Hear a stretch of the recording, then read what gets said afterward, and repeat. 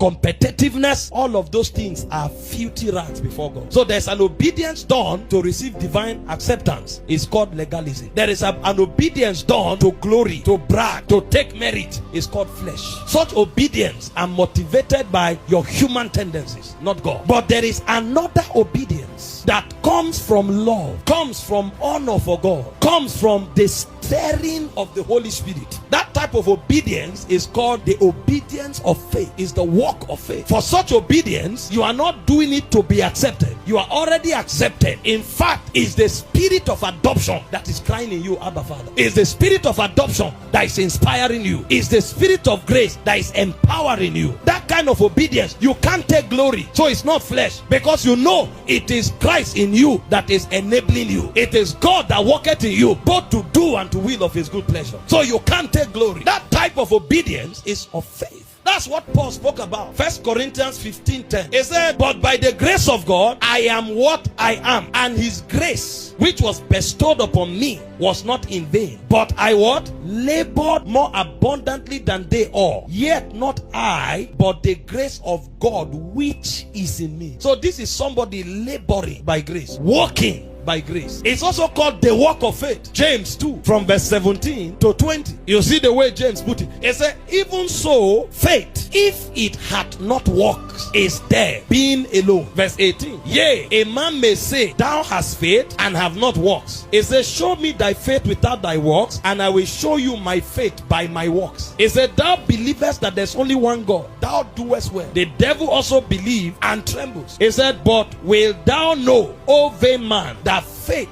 without works is dead. In fact, verse 26, he says, as the body without the spirit is dead, he says, so also faith without works is dead. So while we are careful not to become legalistic by making people to think what they do is what gets them acceptable with God, while we are careful not to get people into the flesh by trying to take glory and merit for what they do, we must also be very careful not to make believers become irresponsible by pushing away the whole idea of works completely. There is a walk of faith and there's a walk in grace. It is obedience, and every believer who wants to really grow in God must be submitted completely to God. So if you ask, what is the necessity for obedience? Number one, obedience is necessary because grace does not excuse it. Titus 2:11 and 12. It said, the grace of God that bringeth salvation hath appeared to all men, teaching us that denying ungodliness and worldly lust, and we should live soberly, righteously, and goodly in this present world. If we check many versions, we are going to see what soberly means. It's an obedient, submitted life.